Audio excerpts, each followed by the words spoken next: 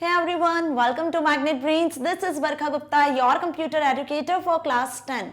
So students, आज हम discuss करेंगे types of operating system of chapter number 8 operating system, आपकी book information technology book code 402 से। Okay, so last video में मैंने आपको कुछ फंक्शंस बताए थे ऑपरेटिंग सिस्टम के, होप आपको अच्छे से समझ में आए होंगे।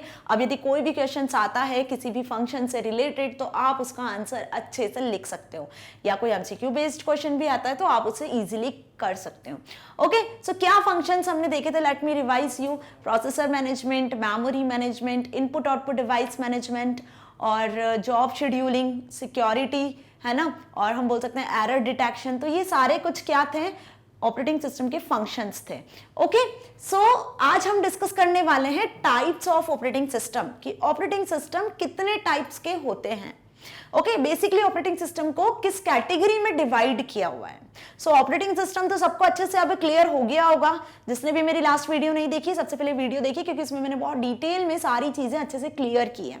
Okay, so operating system is a software जो क्या करता है, हमारे होल कंप्यूटर सिस्टम को मैनेज करता है ना, हर एक टास्क को, या कोई वो सॉफ्टवेयर हो, कोई हार्डवेयर हो, कोई एप्लीकेशन प्रोग्राम हो, सीपीयू हो, मेमोरी हो, हर एक पार्ट को मैनेज करना, कंट्रोल करने का काम होता है ऑपरेटिंग सिस्टम का। ओके, सो यहाँ पर टाइप्स क्या क्या होते हैं ऑपरेटिंग सिस्टम के, single user operating system, graphical user operating system, multi user operating system, multitasking operating system, multi threading operating system, real time operating system and distributed operating system. अब देखिए बहुत कंफ्यूजिंग से नाम है, multitasking, multi user, multi threading, real time ना, ये कुछ similar names भी है, तो यहाँ पे बच्चे हो जाते हैं कंफ्यूज कि ये क्या है, इतने सारे एक जैसे नाम है तो इनकी वर्किंग कैसे डिफरेंट है। सो डोंट वरी, बहुत इजी है, इनकी डेफिनेशंस भी इजी और इन्हें समझना भी बहुत इजी है। Okay, so let's start. Yes, first type is single user operating system. Single user operating system, हम एक एक वर्ड का मतलब समझते हैं। ऑपरेटिंग सिस्टम तो क्लियर है, सिंगल यूजर समझिए, जब किसी ऑपरेटिंग सिस्टम पर एक यूजर वर्क कर सकता है एट अ टाइम, एक समय में एक ही यूजर काम कर सकता है, उस ऑपरेटिंग सिस्टम को बोलते हैं सिंगल यूजर ऑपरेटिंग सिस्टम। बात समझ में आई कि सिंगल टाइम में, एक टाइम में एक ही यूजर जिस ऑपरेटिंग सिस्टम पे काम कर सकता है, उस ऑपरेटिंग सिस्टम को बोलते हैं सिंगल यूजर ऑपरेटिंग सिस्टम। अब कैसे यहां पे मैं एग्जांपल आपको बताती हूं, एमएस डॉस का। किसका एग्जांपल? एमएस डॉस का। ओके, एमएस डॉस क्या है? एक ऑपरेटिंग सिस्टम है। सबसे पहला जो ऑपरेटिंग सिस्टम था माइक्रोसॉफ्ट का, वो था डॉस, डिस्क ऑपरेटिंग सिस्टम। कौन सा ऑपरेटिंग सिस्टम था? DOS, disk operating system. Okay, अब ये एक सिंगल यूजर ऑपरेटिंग सिस्टम है माइक्रोसॉफ्ट का। सिंगल यूजर ऑपरेटिंग सिस्टम मतलब इस ऑपरेटिंग सिस्टम पे जब आप कुछ वर्क करते हो तो वो वर्क एक यूजर एक ही टाइम पे कर सकता है। मतलब ये जो ऑपरेटिंग सिस्टम होते हैं सिंगल यूजर ऑपरेटिंग सिस्टम, ये कमांड लाइन ऑपरेटिंग सिस्टम होते हैं। इनमें जो वर्क करते हो आप कमांड प्रॉम्प्ट पे करते हो, मतलब यहां आपको कुछ कमांड्स लिखनी होती है, कुछ कोड लिखने होते हैं, कोड नहीं बोलेंगे, कमांड से लिखनी होती है। ओके, जैसे आपको ये एक व्यू दिख रहा है, यहाँ पे ब्लैक कलर की स्क्रीन है, स्टार्टिंग एमएस डॉस। जब आप एमएस डॉस को स्टार्ट करते हो, अपने सिस्टम पे यूज करते हो, तो आपको इस तरीके से स्क्रीन शो होती है। ये सी ड्राइव है आपकी, सी प्रॉम्प्ट लिखा हुआ है, इसको सी प्रॉम्प्ट बोलते हैं। ओके, सो अब तो नहीं यूज होता है एमएस डॉस, क्योंकि बहुत पुराना हो चुका है। सिंगल यूजर ऑपरेटिंग सिस्टम अब हम यूज नहीं करते हैं, अब तो हम बहुत एडवांस्ड ऑपरेटिंग सिस्टम का यूज करते हैं। ओके, जैसे विंडोज 10। क्लियर? तो ये सी प्रॉम्प्ट होता है, यहाँ पे आपको लिखने होते हैं कुछ कमांड्स। सपोज आपको कोई फाइल क्रिएट करनी है तो आप कॉपी कॉन फाइल का यूज करते हो, कमांड का यूज करते हो। आपको कोई फोल्डर क्रिएट करना है तो आप dir कमांड का यूज करते हो। यहाँ पे आप लिखते हो dir कमांड, फिर फोल्डर का नाम। तो ऐसे यहाँ पर हमें एमएस डॉस जो ऑपरेटिंग सिस्टम था, इसमें एक ही यूजर एट अ टाइम काम कर सकता था और ऐसे कमांड लाइन के फॉर्म में काम होता था। ओके, जो भी आपको फाइल फोल्डर क्रिएट करना है, कुछ चेंजेस करना है, फाइल में कुछ डेटा लिखना है, वो सब हमें ऐसे कमांड लाइन प्रॉम्प्ट पे ही लिखना होता था। ओके, सो इसलिए इसको बोलते हैं single user operating system. So these operating system could support only one user to do thing at a time. At a time एक ही यूजर कोई भी काम कर सकता है. The most popular single user operating system were Microsoft Windows 3.1, Microsoft Windows 95 and Microsoft DOS disc operating system. ये कुछ कॉमन ऑपरेटिंग सिस्टम्स है जो सिंगल यूजर ऑपरेटिंग सिस्टम है, जिनके मैंने डायग्राम भी आपको शो किए हुए हैं. Microsoft Windows 3.1, DOS, these are the single user operating system जो बहुत ओल्ड हो चुके हैं, अब यूज नहीं होते हैं. ओके, नेक्स्ट देखते हैं कौन सा टाइप होता है, ग्राफिकल यूजर. अब सिंगल यूजर में टोटली काम कैसा हो रहा था, कमांड्स के फॉर्म में. मतलब आपको कुछ कुछ लिखना है, कुछ कमांड्स लिखनी है, कोई फाइल फोल्डर क्रिएट करना है तो उसके लिए आपको कमांड्स लिखनी है. ओके, कोई आइकन शो नहीं हो रहा था, आपको कोई बटन शो नहीं हो रहा था क्लिक करने के लिए, या कोई इमेज या कोई पिक्चर कुछ भी शो नहीं होता था. ओके, सिर्फ आपको लिखना है कमांड, कुछ भी वर्क करना है उसके लिए भी आपको कमांड लिखनी है.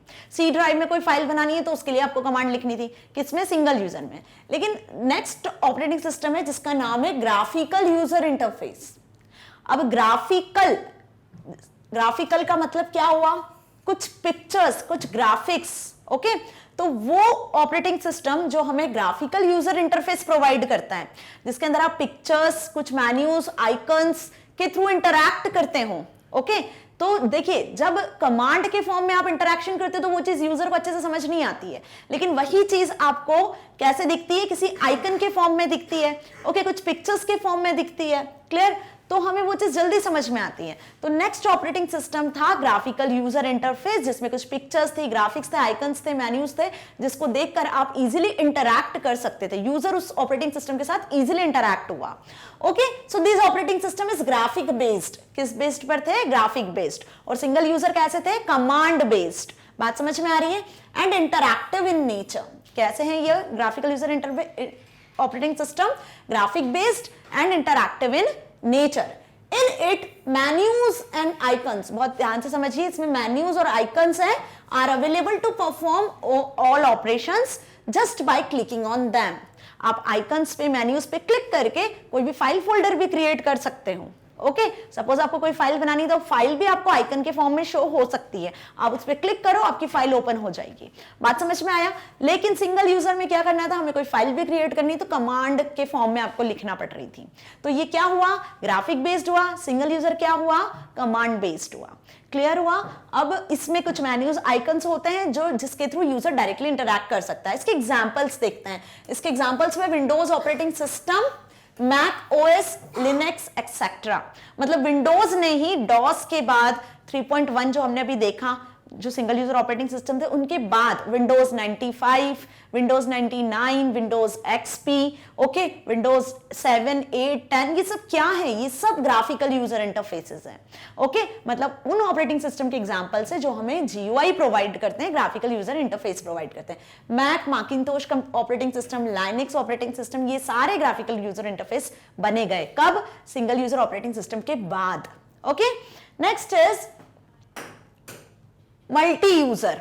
अब देखिए मल्टी यूजर ऑपरेटिंग सिस्टम क्या हुआ. अभी हमने सबसे पहला सिंगल यूजर देखा जिसमें एक ही user at a time work कर सकता है. ओके, उसमें सिर्फ कमांड लेवल पे वर्क होता है. फिर हमने ग्राफिकल यूजर इंटरफेस देखा जिसमें आइकन्स, मेन्यूज, कुछ ग्राफिक्स होते हैं जिनको यूज करके इजीली यूजर इंटरैक्ट कर सकता है. ओके, अब नेक्स्ट है मल्टी यूजर. मल्टी यूजर मतलब मल्टीपल यूजर वर्क कर सकते हैं. अब मल्टीपल यूजर वर्क कर सकते हैं, उस ऑपरेटिंग सिस्टम को मल्टी यूजर तो बोलते हैं, लेकिन कैसे मल्टीपल यूजर वर्क कर सकते हैं समझिए. Multi user operating system allow मोर than one user. Multi user का मतलब एक से ज्यादा यूजर जो क्या करते हैं, to use the same computer at the same time. एक सेम टाइम पे जब एक से ज्यादा यूजर किसी ऑपरेटिंग सिस्टम को, कंप्यूटर को यूज करते हैं तो उन्हें मल्टी यूजर ऑपरेटिंग सिस्टम कहते हैं. Okay, some of the operating system fall in this category. इसमें वही सारे आ गए आपके लाइनक्स, यूनिक्स, माइक्रोसॉफ्ट विंडोज जो अभी जीयूआई में हमने देखे. ओके, वही क्या हुए, मल्टी यूजर ऑपरेटिंग सिस्टम्स हुए. तो आपको बात समझ में आई. जीयूआई में क्या देखा हमने, ग्राफिक्स के फॉर्म में ग्राफिक्स बेस्ड जो ऑपरेटिंग सिस्टम हुआ वो जीयूआई हुआ. सेम एग्जांपल है, वही एग्जांपल मल्टी यूजर में भी है. मतलब multi user operating system, graphical user operating system same है, नाम से उनको अलग अलग किया हुआ है, उनके काम से उन्हें अलग अलग किया हुआ है. Okay, next, Windows 2000 was first version of Windows which allowed the user to create several user account on a single machine. एक सिंगल मशीन में Windows 2000 जो वर्जन था ऑपरेटिंग सिस्टम का, उसमें कितने मल्टीपल यूजर्स अपने अकाउंट्स क्रिएट कर सकते थे।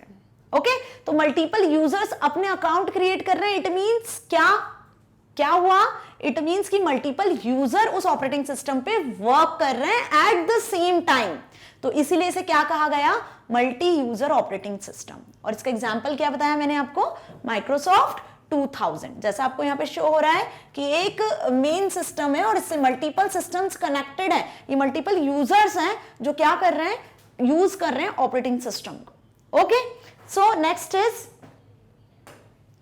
Okay so multitasking operating system. अब मल्टीटास्किंग ऑपरेटिंग सिस्टम क्या हुआ, नाम से समझना, मल्टी मतलब एक से ज्यादा, टास्क मतलब प्रोसेस। एक से ज्यादा टास्क जिस ऑपरेटिंग सिस्टम में परफॉर्म कर सकते हैं वो ऑपरेटिंग सिस्टम कहलाता है multitasking. Okay the ability to perform more than one task at a single instant of a time. एक single instant of a time मतलब एक द सेम टाइम पर जब एक से ज्यादा टास्क परफॉर्म होती है जिस ऑपरेटिंग सिस्टम में, वो कहलाता है मल्टीटास्किंग ऑपरेटिंग सिस्टम, उसी को हम मल्टीटास्किंग कहते हैं। Okay, an operating system that is capable of doing multiple tasks or executing process while using common processing resources like CPU। मतलब एक CPU है, एक common CPU है, रिसोर्स है, उसके यूज करके multiple task at the same time perform हो रही है, तो उस ऑपरेटिंग सिस्टम को कहा जाता है multiple operating system, multitasking operating system. So clear हुआ मल्टीटास्किंग, कोई कंफ्यूजन नहीं होना चाहिए माइंड में। सिंगल यूजर ऑपरेटिंग सिस्टम जिसपे एक यूजर एट ए टाइम वर्क कर सकता है, जिसमें आप वर्क करते हो कमांड प्रॉम्प्ट पे, कमांड लाइन में, तो कमांड बेस्ड जो होता है वो सिंगल यूजर। सेकंड हमने पढ़ा कौन सा, GUI, ग्राफिकल यूजर इंटरफेस, मतलब ग्राफिक बेस्ड जो ऑपरेटिंग सिस्टम होता है जिसमें आइकन्स, मेन्यूज होते हैं, यूजर जिनके थ्रू डायरेक्टली इंटरैक्ट करते हैं, तो वो कहलाता है graphical user interface operating system. Third हमने क्या देखा था, multi user operating system. Multi user जिसमें more than one user work कर सकते हैं, अपने अकाउंट्स क्रिएट कर सकते हैं, एक से ज्यादा यूजर, वो कहलाता है multi user operating system. Next हमने देखा मल्टीटास्किंग। मल्टीटास्किंग मतलब एक से ज्यादा यूजर्स जब एक से ज्यादा टास्क को परफॉर्म करते हैं, मतलब मल्टीटास्किंग की बात हो रही है, इट मींस कि यहाँ पे एक से ज्यादा टास्क, एक से ज्यादा प्रोसेस की बात हो रही है। सीपीयू अकेला जब वो एक से ज्यादा प्रोसेसेस को हैंडल करेगा यूजर्स की, तो वो कहलाएगा मल्टीटास्किंग ऑपरेटिंग सिस्टम। ओके कोई डाउट तो नहीं है, आगे बढ़ते हैं। Next is multi threading. अब मल्टी थ्रेडिंग क्या हुआ, थ्रेड का मतलब यहां भी क्या हुआ है, प्रोसेस से ही है। थ्रेड का मतलब क्या है, प्रोसेस ही है। तो मल्टी थ्रेडिंग जब एक से ज्यादा प्रोसेस हो रही है एग्जीक्यूट किसी ऑपरेटिंग सिस्टम के थ्रू, तो वो मल्टी थ्रेडिंग होगा। ओके बट ये डिफरेंस कैसे, मल्टी थ्रेडिंग होती है जब कोई सिस्टम नेटवर्क में कनेक्ट होता है। Okay so these are operating system that allow different parts of an application program to run simultaneously। देखिए ये डिफरेंस है यहाँ पर कि जब किसी एक सॉफ्टवेयर का किसी एक प्रोग्राम के अलग अलग पार्ट साइमल्टेनियसली एग्जीक्यूट हो रहे हैं, तो उसे हम बोलते हैं मल्टी थ्रेडिंग। तो थ्रेडिंग का मतलब क्या हुआ यहाँ पर, जो थ्रेड मतलब प्रोसेस, जब किसी एक सॉफ्टवेयर के अलग अलग पार्ट्स एक साथ एग्जीक्यूट हो रहे हैं, मतलब अलग अलग थ्रेड्स जो है वो एक साथ यूज हो रहे हैं, एक साथ एग्जीक्यूट हो रहे हैं, that is called multi threading operating system. The feature of multi threading can delay the execution response of certain processes. इसका एग्जाम्पल देखिए, मैंने एग्जाम्पल से बहुत अच्छे से आपको समझ में आएगा। If you host a game server okay on LAN, अब लैन का फुल फॉर्म पता है ना, लोकल एरिया नेटवर्क। एक नेटवर्क में सपोज 10 सिस्टम कनेक्टेड है, ओके और वहां पर एक सर्वर सिस्टम है, गेम सर्वर सिस्टम, जिसपे गेम्स के सॉफ्टवेयर इंस्टॉल है, कोई सा भी गेम हो सकता है। Clear, your friend will utilise the different parts of same game by connecting with your machine eight the same time. आपका जो फ्रेंड्स हैं वो उसी गेम के अलग अलग पार्ट को क्या कर रहे हैं, अलग अलग मशीन्स पे यूज कर रहे हैं। बात समझ में आई, सपोज 10 सिस्टम कनेक्टेड है और सारे जो आपके फ्रेंड्स हैं वो 10 सिस्टम पे बैठे हुए और एक मेन सर्वर सिस्टम पर वो प्रोग्राम रन हो रहा है, और बाकी जो 10 सिस्टम से यूज कर रहे हैं जो आपके फ्रेंड्स, वो अलग अलग पार्ट को यूज कर रहे हैं एक सेम टाइम पे किसी सॉफ्टवेयर के, किसी गेमिंग सॉफ्टवेयर के, तो उससे कहते हैं हम मल्टी थ्रेडिंग ऑपरेटिंग सिस्टम। तो सर्वर सिस्टम पे जो ऑपरेटिंग सिस्टम होगा वो कौन सा होगा, मल्टी थ्रेडिंग ऑपरेटिंग सिस्टम होगा।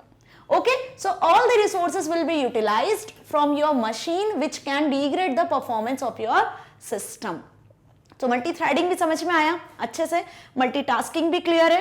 नेक्स्ट इज कि मल्टी थ्रेडिंग का एक एग्जांपल मैंने आपको यहाँ शो किया हुआ, ये एक सिस्टम है, ये उसका प्रोसेसर है। अब देखिए यहाँ पे एंटीवायरस, ईमेल, कोई song, internet, world wide web, ये जो सारी चीजें आप यूज कर रहे हो, आप एक्सेस कर रहे हो, ओके, तो वो क्या कहला रहा है? थ्रेड्स कहला रहे हैं, मतलब मल्टीपल थ्रेड्स एक सिंगल सिस्टम से यूज किए जा रहे हैं। ओके, नेक्स्ट टाइप है real time operating system, RTOS के नाम से भी जानते हैं, रियल टाइम ऑपरेटिंग सिस्टम। अब वो प्रोसेस, वो टास्क जो रियल टाइम में होती है, रियल टाइम की बात करते हैं, मतलब ये भी रिलेटेड है इंटरनेट से। ये जो ऑपरेटिंग सिस्टम है किससे रिलेटेड है? इंटरनेट से। ये जो रियल टाइम में जो टास्क होने वाली, जो प्रोसेस होने वाली, वो इंटरनेट का यूज करके होने वाली है। ओके, सपोज आप टिकट बुक करते हो, क्लियर, या आप कोई शॉपिंग करते हो, ओके, तो जिस वेबसाइट का आप यूज कर रहे हो एक पर्टिकुलर टाइम में ना, तो हर टाइम 24/7 आवर्स सारी चीजें अवेलेबल होती है, आप किसी भी टाइम पे वो काम कर सकते हो और उनके सर्वर सिस्टम से आपको प्रॉपर रेस्पॉन्स भी मिलता है।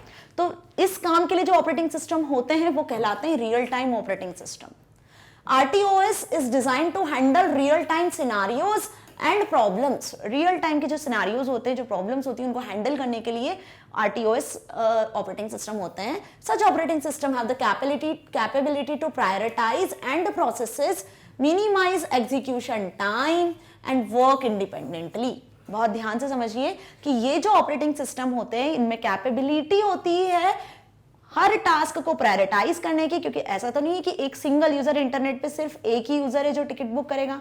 मिलियंस ऑफ यूजर्स होते हैं, इंटरनेट को एक्सेस करते हैं, वो सभी, उनमें से हो सकता है कि 50-60 मिलियन यूजर्स टिकट बुक कर रहे हो एक सिंगल टाइम पे। ओके, तो आप बहुत ध्यान से समझिए कि इतने यूजर्स जब एक टाइम पे ये काम कर रहे हैं इंटरनेट पे, तो जो सर्वर सिस्टम है वहां पे जो ऑपरेटिंग सिस्टम होगा वो कौन सा होगा, जो इतने सारे यूजर को इंटरनेट पर ऑनलाइन हैंडल करेगा, उनके प्रोसेस को, उनके टास्क को, तो उससे बोलते हैं real time operating system.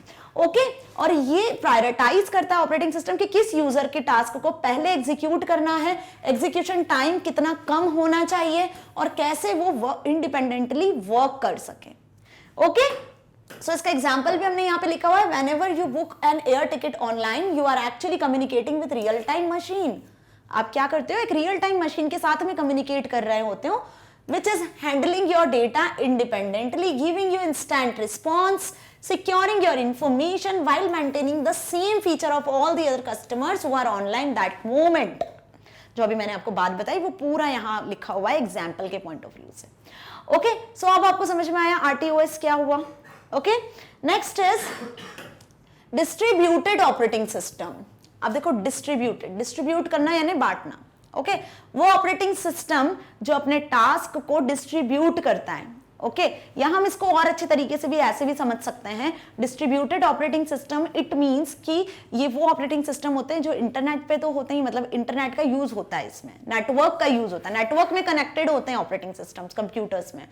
Okay, suppose geographical range में कोई दूसरी सिटी में बैठा यूजर है, कोई दूसरी सिटी में यूजर बैठा हुआ है, अब उनके जो कंप्यूटर सिस्टम कनेक्टेड है और वो दोनों एक ही सेम ऑपरेटिंग सिस्टम पे वर्क करना चाहते हैं, सेम ही सॉफ्टवेयर पे वर्क करना चाहते हैं, तो वो नेटवर्क में जब कनेक्टेड और ऐसा करना चाहते हैं तो उस टाइम पे जो ऑपरेटिंग सिस्टम होता है वो होता है distributed operating system. Okay, so it runs on computers that are located in different geographical areas, interconnected through network. Clear? क्या बताया मैंने अभी आपको कि ये जो ऑपरेटिंग सिस्टम है ये रन होते हैं उन कंप्यूटर्स पे जो कहां लोकेटेड होते हैं, डिफरेंट जियोग्राफिकल एरियाज में, और इंटरकनेक्टेड होते हैं नेटवर्क से। Clear? It controls these interconnected systems and makes them appear to be a single computer। अब वो कंप्यूटर सिस्टम जो अलग अलग सिटीज में कनेक्टेड हैं, ओके, लेकिन जब वो वर्क कर रहे हैं तो एक सिंगल सिस्टम की तरह वर्क कर रहे हैं। ओके, मतलब जो टास्क वहां पे वर्क हो रहा है, सिटी ए में जिस कंप्यूटर में वर्क हो रहा है, सिटी बी में जिस कंप्यूटर पे वर्क हो रहा है, वो मिलकर एक कंप्यूटर सिस्टम की तरह यूज हो रहा है। ओके, सो इसी को कहते हैं distributed operating system. It allow all the linked machines to access the data, software, process task over a network of geographical dispersed computer। Geographically जितने भी computers dispersed है अलग अलग एरियाज में, उन सबको कलेक्टिवली एक सिंगल मशीन की तरह वर्क करवाने के लिए डिस्ट्रीब्यूटेड ऑपरेटिंग सिस्टम्स यूज होते हैं। ओके, सो डिस्ट्रीब्यूटेड ऑपरेटिंग सिस्टम भी क्लियर हुआ। इसका एग्जाम्पल आप यहाँ देख सकते हो, मैंने इस डायग्राम में अच्छे से क्लियर शो किया हुआ है। देखो ये कंप्यूटर सिस्टम है, इससे ये लैपटॉप कनेक्टेड है, ये सारे जो कनेक्शन है ये नेटवर्क के थ्रू कनेक्शन है, और इन सभी का डेटा ये मेन सिस्टम भी एक्सेस कर सकता है या ये सारे सिस्टम भी एक्सेस कर सकते हैं। कोई सा भी ऐसा सॉफ्टवेयर जो इसमें यूज हो रहा है वो ये सारे सिस्टम में भी यूज हो सकता है। ओके तो जब ये सारे मिलकर काम करेंगे तो एक कलेक्टिवली एक सिस्टम की तरह यूज होगा, तो इसीलिए इसे क्या कहा गया है, डिस्ट्रीब्यूटेड ऑपरेटिंग सिस्टम। ओके सो ये लास्ट था डिस्ट्रीब्यूटेड ऑपरेटिंग सिस्टम। तो अभी हमने कुछ 5-6 ऑपरेटिंग सिस्टम्स के टाइप्स देखे जो आपको अच्छे से समझ में आ गए होंगे, single user, multi user, graphical user, multitasking, multi threading, real time and distributed operating system. इन सब में डिफरेंसेस भी अच्छे से क्लियर हुए होंगे। ओके अब स्टार्ट करते हैं हम ऑपरेटिंग सिस्टम जो आपकी बुक में है, ओके जो लेटेस्ट है जिस पे सभी वर्क कर रहे हैं, दैट इज विंडोज 10। विंडोज 10 एक graphical user interface operating system है जिसमें आइकन्स, ग्राफिक्स और बहुत सारे स्पेशल फीचर्स के साथ इस ऑपरेटिंग सिस्टम को लॉन्च किया गया था। ओके और इसके बाद भी विंडोज 11 भी आ चुका है जो इससे ज्यादा एडवांस फीचर के साथ में लॉन्च हुआ है। ओके अब Windows is an operating system developed by Microsoft, world's leading software company. ये जो विंडोज 10 है, विंडोज बेसिकली माइक्रोसॉफ्ट कंपनी ने लॉन्च किए हैं सारे ऑपरेटिंग सिस्टम को। माइक्रोसॉफ्ट ऑफिस सूट जो है वो भी एक माइक्रोसॉफ्ट का ही सॉफ्टवेयर पैकेज है जिसका हम यूज करते हैं अपनी बेसिक नीड्स के लिए। कोई आपको प्रोग्राम बनाना है, कोई रिपोर्ट लिखनी है, कोई डॉक्यूमेंट बनाना है तो ओके सो ये क्या प्रोवाइड करता है, जैसे मैंने बताया अभी आपको, graphical user interface. Okay it means कि ये इंटरैक्शन प्रोवाइड करता है कंप्यूटर पे यूजर इजीली काम कर सके, है ना। मतलब कोई कमांड या कोई ज्यादा टेक्निकल हार्ड नहीं होता है इस पे वर्क करना। आपको यदि कोई कंप्यूटर सिस्टम को पीसी को अपने ओपन करना है तो दिस पीसी से आइकन आपको मिल जाता है, आप इजीली उसे एक्सेस कर लेते हो। आपको एक आइकन दिखता है, ओके तो वहां से आप डायरेक्टली उसे एक्सेस कर सकते हो। Okay clear. तो यहाँ पे क्या होता है, विंडोज 10 ऑपरेटिंग सिस्टम एक यूजर फ्रेंडली ऑपरेटिंग सिस्टम है। हम इसे क्या बोल सकते हैं, यूजर फ्रेंडली। यूजर फ्रेंडली मतलब यूजर उस पर इजीली वर्क कर सकता है। क्यों? क्योंकि उसमें ऐसे ग्राफिक्स होते हैं, ऐसे पिक्चर्स होते हैं जिसको देखकर यूजर इजीली इंटरैक्ट करता है। Okay Windows is called so because it's interface resembles a glass window through which you can see and have different views. Okay अब विंडोज 10 कैसे शो होता है, कुछ इस तरीके से शो होता है आपके सिस्टम्स पे भी। होप आपके लैपटॉप्स पे, कंप्यूटर सिस्टम से विंडोज 10 इंस्टॉल होगा तो आपको इसको समझने में बहुत इजी होगी। Okay, now Windows 10 is the latest version of Windows released on 29 July 2015. कब रिलीज किया गया था Windows 10 को?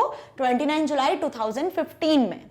It is more attractive than Windows 7 and 8 provides complete set of new features like pictures, themes and icons. Okay? क्यों? क्योंकि 7 और 8 से क्यों ज्यादा पॉपुलर है? बिकॉज इसकी जो थीम है, इसमें जो आइकन्स है, पिक्चर्स है और बहुत सारी जो चीजें हैं विंडोज 7 8 से डिफरेंट है। ओके जिसका यूज हम कर रहे हैं।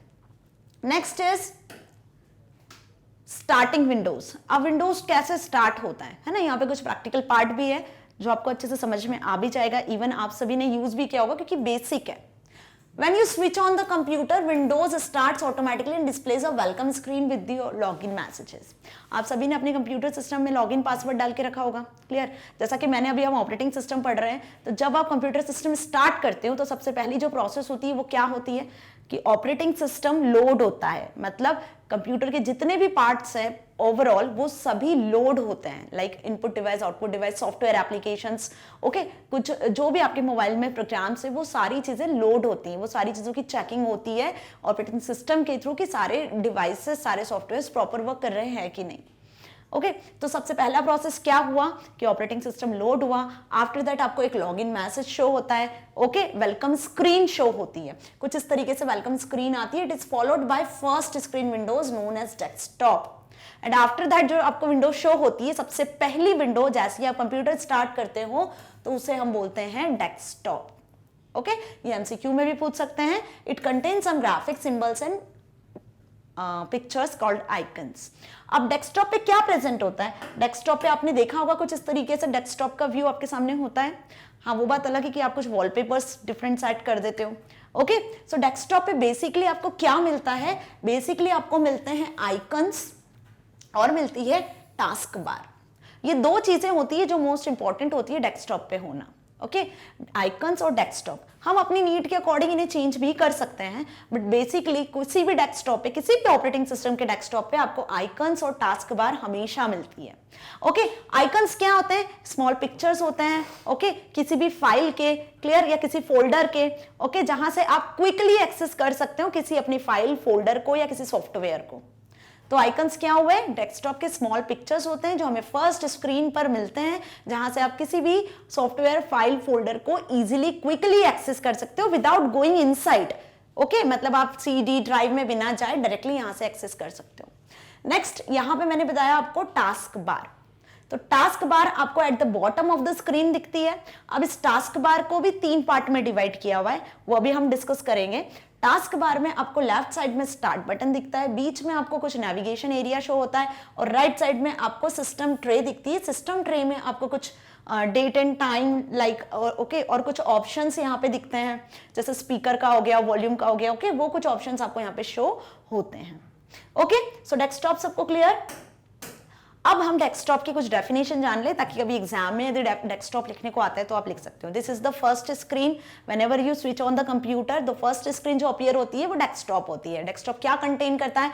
आइकन्स, टास्क बार कंटेन करता है। ओके आइकन्स क्या होते हैं वो भी हम डिटेल में डिस्कस करेंगे। The word desktop has been derived from the real life desktop, the top of your working table, where you may find notepad, calculator, files. Okay आप सभी की रियल लाइफ में एक टेबल होती है, उस टेबल पे आप सारा सामान प्रॉपर अरेंज करके रखते हो। कैसे अरेंज करते हो? कुछ कैलकुलेटर होता है, कुछ फाइल्स होती हैं, आपका बैग होता है, पेन होल्डर होता है, वो सारी चीजें आप जैसे अरेंज करके रखते हो अपनी मेन टेबल पे, वैसा ही डेस्कटॉप होता है सिस्टम में, जहां पे आपकी सारी चीजें अरेंज्ड होती हैं, जहां पे आपके फाइल्स, फोल्डर्स आइकन्स के फॉर्म में अरेंज्ड होते हैं। Okay, so the desktop of Windows R serves the same purpose. You can find various icons like shortcut icons, document icons, disk drive icons on your computer's desktop. Okay, next. Desktop कुछ इस तरीके से show होता है, जैसे आपको यहाँ पे कुछ आइकन्स दिख रहे हैं, व्हाट्सएप है, ओपेरा वेब ब्राउजर है। ओके तो वेब कौन कौन से मोस्ट इंपॉर्टेंट डेस्कटॉप पे आइकन्स होते हैं? आपका दिस पीसी नाम से अपना माई कंप्यूटर होता है, रिसाइकल बिन होता है, नेटवर्क प्लेसेस होता है, और जो एप्लीकेशन प्रोग्राम्स आप चाहते हो वो यहाँ पर होते हैं आइकन्स के फॉर्म में। क्लियर? देन नीचे हमें टास्क बार शो होती है।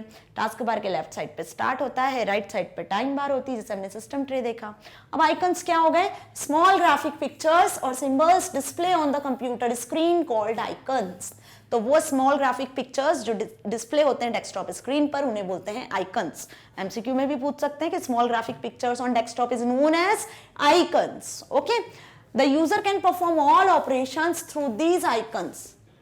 Each icon has a program dedicated to it, runs when the icon is double clicked.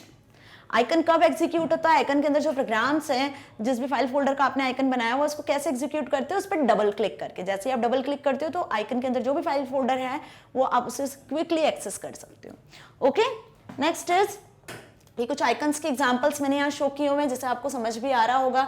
ये आपका गूगल लोकेशन मैप के लिए हो गया, क्रोम हो गया, ठीक है, डेट एंड टाइम के लिए क्लॉक हो गया, calculator. So these all are the icons available on desktop, जो डेस्कटॉप पे होते हैं। अपने मोबाइल फोन्स पे भी आपने देखा होगा ना, जो आपका मेन स्क्रीन होता है उस पर आप कुछ आइकन्स प्रेजेंट रहते हैं, जैसे व्हाट्सअप हो गया, इंस्टा हो गया, किसी का भी आईडी होता है तो आप वो भी इसके शॉर्टकट्स भी रख सकते हो। सिंपल वैसी सिस्टम पे होता है। Okay next is menus. अब मेन्यू क्या हुआ? मेन्यू यहाँ पे बात हो रही है तो मेन्यू हेल्प करता है यूजर को इंफॉर्मेशन फाइंड आउट करने में और प्रोग्राम और किसी फंक्शन को एग्जीक्यूट करने में। ओके जब भी आपको कोई कमांड देनी है, सपोज आपको कोई नई फाइल ओपन करनी है या आपको कुछ रन करना है, ओके तो उसके लिए हम मेन्यूज का यूज करते हैं। आपको कुछ सेव करना है फाइल तो आप सेव बटन पे जाते हो, मेन्यूज में जाके तो वहां से आप सेव करते हो।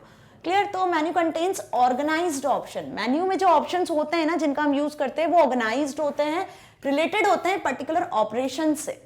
जो ऑपरेशन आप कंप्यूटर में करने वाले हो, ओपन करने वाले हो, फाइल को डिलीट करने वाले हो, रीनेम करने वाले हो, ओके तो जो भी ऑपरेशन आप करने वाले हो कंप्यूटर सिस्टम में, वो ऑपरेशंस अरेंज्ड होते हैं मेन्यूज में। अरेंज्ड मतलब ऑर्गेनाइज्ड होते हैं एक प्रॉपर मैनर में। ओके तो उन्हें हम क्या बोलते हैं? मेन्यू। तो अगर देखा जाए तो मेन्यू बार एक होती है जिसमें अलग अलग मेन्यूज होते हैं, जैसे फाइल, एडिट, व्यू, इन्हें क्या बोलते हैं हम? जहां पे अरेंज होते हैं ये मेन्यू बार्स होती हैं। ओके जहां पे अलग अलग मेन्यूज अरेंज होते हैं। अब हम विंडोज 10 की बात कर रहे हैं तो आप सभी को पता है ये सब क्या कहलाते हैं? मेन्यूज कहलाते हैं। ये आपको कहाँ मिलते हैं? यहाँ पर स्टार्ट बटन से मिलते हैं। जब आप इस पर क्लिक करते हो तो आपको अलग अलग सॉफ्टवेयर एप्लीकेशंस मिल जाती है, सपोज एक्सेस, कैलेंडर, कैमरा, जो भी आपको यहाँ से चाहिए आप यहाँ से इन मेन्यूज पे क्लिक करके उन्हें एक्सेस कर सकते हो। ये एक अल्फाबेटिकल ऑर्डर में अरेंज होते हैं सारे सॉफ्टवेयर प्रोग्राम्स। ओके, सो आप इसको इजीली एक्सेस कर सकते हो और अपना ऑपरेशन परफॉर्म कर सकते हो, जो आपको टास्क एग्जीक्यूट करनी है वो एग्जीक्यूट कर सकते हो। So after menus task bar हमने देखी at the bottom of the desktop screen के सबसे बॉटम में जो होती है वो टास्क बार होती है। टास्क बार क्यों कहते हैं इसको, टास्क क्यों कहा गया? बार तो समझ में आया कि सबसे बॉटम में एक लंबी हम बोल सकते हैं हॉरिजॉन्टल लाइन जो होती है उसे बार बोला है, लेकिन टास्क क्यों कहा गया? क्योंकि उसमें टास्क बार में ये पता होता है कि अभी आपका कौन सा टास्क चल रहा है स्क्रीन पर, आपने कौन से एप्लीकेशन प्रोग्राम को स्टार्ट किया हुआ है, आप किस सॉफ्टवेयर में वर्क कर रहे हैं, उसका नोटिफिकेशन हमें यहाँ शो होते हैं। तो इसीलिए इसको क्या बोलते हैं, task bar is a long horizontal bar located at the bottom of the desktop. MCQ में पूछ सकते हैं कि which is the bar located at the bottom of the desktop, तो आपको पता होना चाहिए कि task bar. Now it is divided into 3 sections: start button, middle section and notification area. तो स्टार्ट बटन पे तो सारे एप्लीकेशन प्रोग्राम्स आपको दिखते हैं।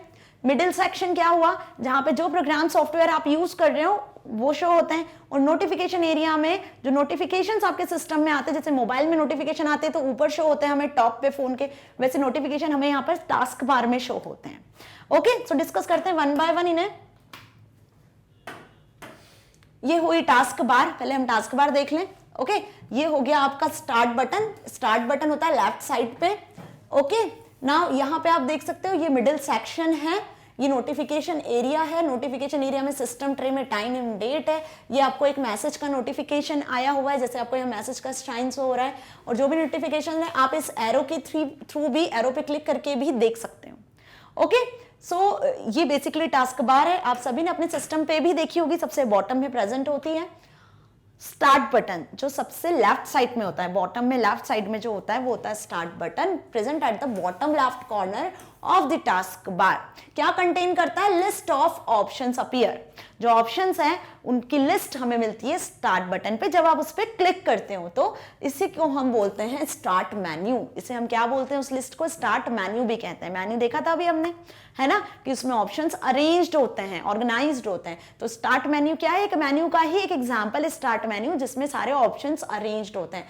अब यहां से आप क्या कर सकते हो, it is used to perform common task, जैसे starting a program, searching file folder, shutting down the computer and much more. सारे ऑप्शंस आपको कहां मिलते हैं, स्टार्ट मेन्यू में मिलते हैं। Okay, you can find file explorer, settings, list of most used apps and left side of the start menu. Start menu जो left side में आपको प्रेजेंट होता है, वहां से आप अपने कंप्यूटर की सेटिंग कर सकते हो, फाइल एक्सप्लोरर एक्सेस कर सकते हो, कंप्यूटर को स्टार्ट करना है, बंद करना है, सभी जानते हो बहुत अच्छे से स्टार्ट बटन को कि क्या क्या काम होते हैं। ओके, क्योंकि all we are working on computers, we are technology users. Okay, so आप सभी को पता है ये स्टार्ट बटन के ऑप्शंस हैं। जब आप स्टार्ट बटन पे क्लिक करते हो तो इस तरीके से आपको ऑप्शंस शो होते हैं। Next is middle section. Middle section जहां पे आपको ये पता चलता है कि करंटली रनिंग कौन सा प्रोग्राम है। सपोज आप कोई गेम खेल रहे हो तो उस गेम का नोटिफिकेशन नहीं, आपको मिडिल सेक्शन में उस गेम का नाम दिखेगा, उस सॉफ्टवेयर का नाम दिखेगा। आप कुछ टाइप कर रहे हो तो नोटपैड सॉफ्टवेयर आपको शो होगा। Okay, the middle section of bar shows open programs. Open programs as a button के फॉर्म में शो होते हैं। You can add commonly used program such as Internet Explorer, word program, Windows Media Player. आप इन्हें add भी कर सकते हो टास्क बार में, ताकि आप डायरेक्टली उन्हें वहां से भी एक्सेस कर सकते हो। ओके, टास्क बार से भी एक सिंगल क्लिक पे ओपन हो जाते हैं। आप वहां से मिनिमाइज मैक्सिमाइज भी कर सकते हो प्रोग्राम को। ओके, तो when a program is active, जब आपने कोई प्रोग्राम सॉफ्टवेयर ओपन किया हुआ है, कोई सा भी एप्लीकेशन प्रोग्राम यदि आपने शो किया है, ओपन किया हुआ है, तो वो एक्टिव स्टेट में होता है और वो शो होता है आपको कहां पर, टास्क बार के मिडिल सेक्शन में। Okay, next and last is notification area. तो टास्क बार का थर्ड पार्ट है notification area. Notification area it means कोई मैसेज आपके कंप्यूटर में आया तो वो मैसेज आपको नोटिफिकेशन एरिया में शो होगा। कोई साउंड से रिलेटेड मैसेज है, साउंड मिनिमम मैक्सिमम हुआ है, मिनिमाइज हुआ है, तो उससे रिलेटेड कोई नोटिफिकेशन है वो यहाँ आएगा। कोई ईमेल से रिलेटेड है, ओके, तो व्हाटएवर है ना, जो भी नोटिफिकेशन आपके सिस्टम में आते हैं वो नोटिफिकेशन कहाँ शो होते हैं, नोटिफिकेशन एरिया, जो कहाँ होता है, राइट साइड में टास्क बार के।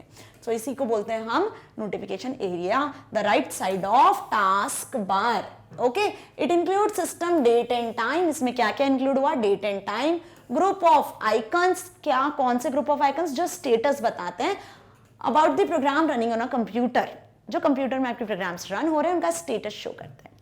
ओके, फॉर एग्जाम्पल कौन कौन से, software update, network connectivity, battery, speaker volume, ये सब क्या होते हैं, नोटिफिकेशन एरिया में ही शो होते हैं। The pick button is present on the extreme right of the task bar. When click this button to minimize all the opened up program windows and view desktop. So आपको समझ में आया notification area क्या हुआ? Okay, सो यहाँ पे finish होता है हमारा चैप्टर। ये एक नोटिफिकेशन एरिया मैंने शो किया हुआ है, जैसे आपको यहाँ पे शो हो रहा है ये स्पीकर, ओके, यहाँ पर डेट एंड टाइम शो हो रहा है, ये पूरे आपके नोटिफिकेशंस के आइकन्स है जो यहाँ पे आपको शो हो रहे हैं, ठीक है। जैसे सिस्टम सिक्योरिटी से रिलेटेड है, इसमें आपका एंटीवायरस से रिलेटेड है, कुछ ग्राफ चार्ट आपने एंटर किया है उससे रिलेटेड है, सिक्योरिटी से रिलेटेड है, ओके। तो ये सारी जो चीजें हैं ये नोटिफिकेशन एरिया में आती हैं, ओके। जब ये एरिया पूरा फिल हो जाता है तो आपको ये पूरा जो बॉक्स है फिल्ड शो होता है, जिसे को ओवरफ्लो एरिया कहते हैं, ओके। सो यहाँ पे फिनिश होता है ये चैप्टर, ओके, जिसमें आज हमने पढ़ा different type of operating system और विंडोज 10 में जो डेस्कटॉप स्क्रीन होती है वो कितने पार्ट में डिवाइड होती है, आइकन्स, टास्क बार कितने पार्ट में डिवाइड होती है, टाइप्स ऑफ ऑपरेटिंग सिस्टम हमने देखे कितने टाइप्स के होते हैं। होप आपको समझ में आए होंगे। यदि मेरी वीडियो अच्छी लगी है तो आप इसे magnetbrains.com से एक्सेस कर सकते हो। सिंपल यहाँ पे आपको अपनी क्लास को सिलेक्ट करना है। जैसे ही आप इस क्लास को सिलेक्ट करते हो तो आपको सारे सब्जेक्ट्स की लिस्ट यहाँ पे मिल जानी है। आपने सिलेक्ट करना है अपने सब्जेक्ट को, इंफॉर्मेशन टेक्नोलॉजी को, ओके, और नीचे आपको सारे वीडियो लेक्चर्स मिल जाने हैं, ओके। अब क्या करना है, आपको जिस भी वीडियो को सिलेक्ट करना है वो वीडियो इस तरीके से प्ले हो जानी है। सो स्टूडेंट्स, मैग्नेट ब्रेन्स आपको 100% फ्री एजुकेशन प्रोवाइड कर रही है। यदि मेरी वीडियो अच्छी लगी तो आप प्लीज इसे लाइक करिए और ध्यान से समझिए इस चैप्टर को, क्योंकि मैंने बहुत डिटेल में आपको ये पूरा चैप्टर अच्छे से समझाया है। सो मिलते हैं नेक्स्ट वीडियो में इसी चैप्टर के असेसमेंट के साथ। So stay tune with us. Thank you so much.